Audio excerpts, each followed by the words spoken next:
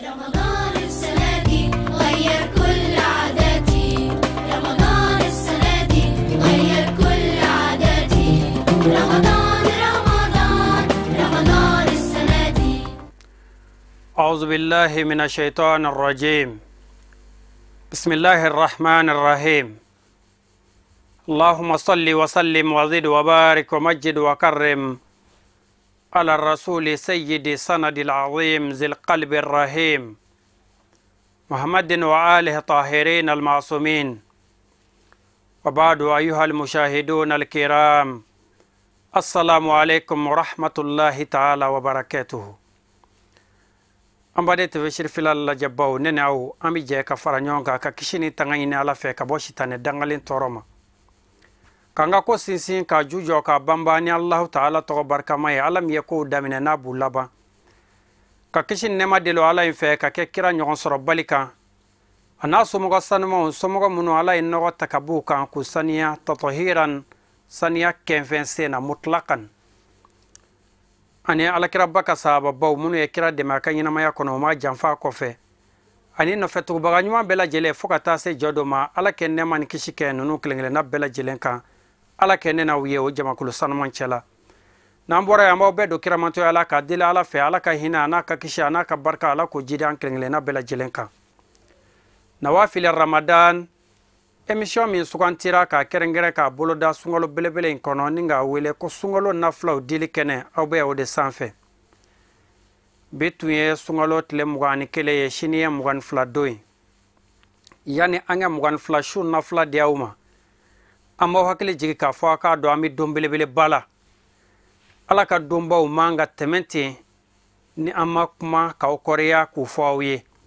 sungalo tlem wan kelendo o ye domba do islamiya histoire kono islamiya tingina domi ko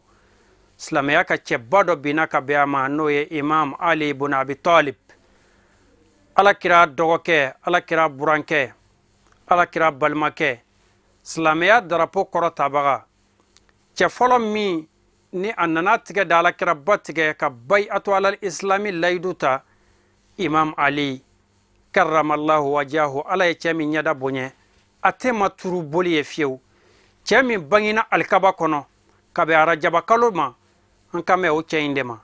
imam ali bina ka be sungalo tlemuga ani kelendoma ala kira baka hijra no ya ka faso blasan sam muga ani sabana Nabi la Isa bangini nabi be o sam keme woro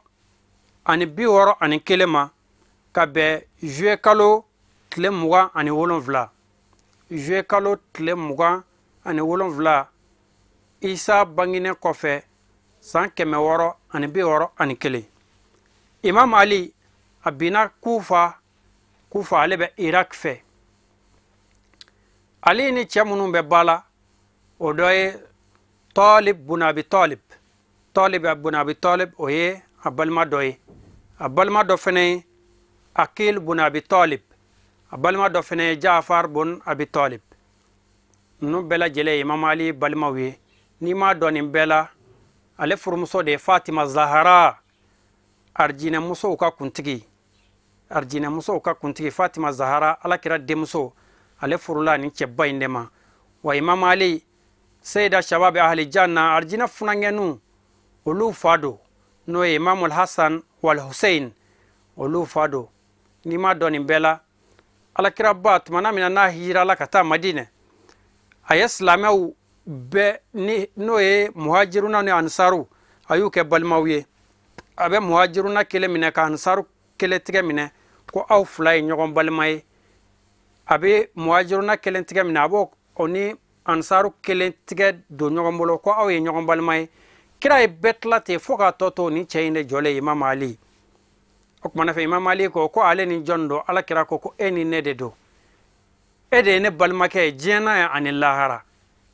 Ali minni wa ana min Ali borane la wa ne bora Ali la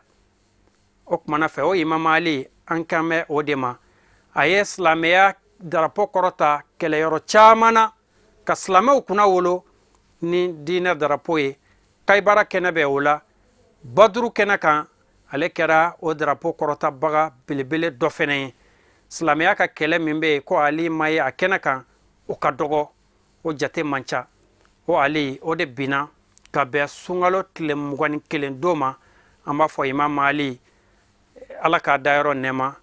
ala kɛ an mago to imam ali ka cɛsiri a n'a ka wuli ka jɔ kama n'an bɔra yen an bɛ don bisu in na nafila kɔnɔ el-layla sani wa 20 sunkalo su 22 ani filanan el-layla sani wa 20 sunkalo su 22 ni filanan o ye arakatan arakan fila arakan kelen o arakan kelen fatiha siɲɛ kelen ni ka sɔrɔ ka suratul a'la n'o ye sabbih isma rabbikal a'la ka taa bila suran laban na i bɛ o siɲɛ kelen kɛ suratul qadr inna anzalnahu fi laylatil qadr i bɛ o siɲɛ 3 kɛ o kumana fɛ suratul ikhlas n'o ye kul huwallahu sura in siɲɛ 3 muawizatayni n'o ye kul a'udhu birabbin nas ani kul a'udhu birabbil falak siɲɛ 3 mi sɛgɛ kan arakan 2 salam bila ko kelen arakan kelen o arakan kelen fatiha siɲɛ kelen sabi sura n'o ye suratul a'la siɲɛ kelen inna anzalnahu fi laylatil qadri nama wele ko suratul qadri siɲɛ 3 qul huwallahu ahadu nama wele ko suratul ikhlas siɲɛ 3 muawizatayni n'o ye suratul nas qul a'udhu birabbin nas ani qul a'udhu birabbil falak suratul falak i bɛ olu fɛnɛ siɲɛ 3 kɛ o ma ni salamu kelen bilala i bɛ zikuru min kɛ a wurdu o de filɛ nin ya shahidu siɲɛ 100 n'an y'a kɛ ala k'a minɛ an kelen-kelenna bɛɛ lajɛlen bolo nin y'an donnen ye sunkalo tile 13 kɔnɔ n'o ye 10 laban ye 10 laban ala kira ko k'o ye jɔnkan hɔrɔnya de ye ka bɔ jahanɛmɛ ma itkun minan nar ko Allah ta'ala bi jɔnkan hɔrɔnya ka bɔ jahanɛmɛ ma sunkalo tile 10 laban kɔnɔ ya rabbi ala kɛ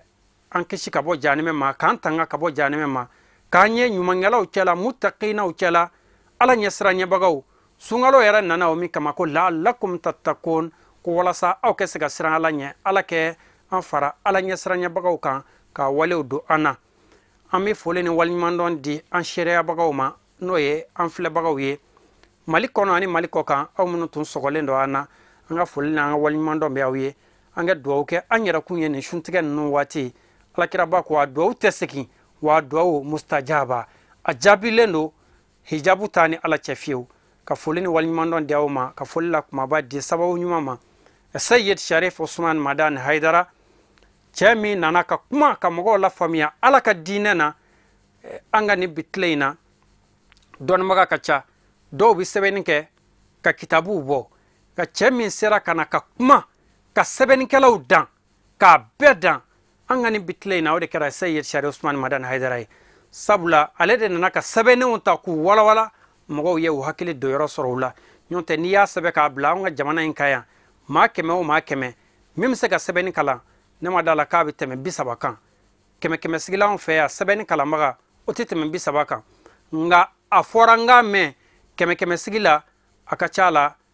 a y'a fɔ bamanankan na an y'a mɛn mali kɔnɔ mali kɔ kan o mɛnbaga n'o faamubaga de ka ca ala kɛ hɛrɛ k'a ɲɛ karamɔgɔ an b'a fɔ ka waliɲuman dɔn k'a fɔ sigida caman ala kɛ o yira an na wa shukran lakum fi amanillah.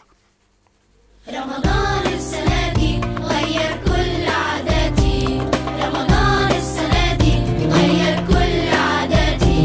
رمضان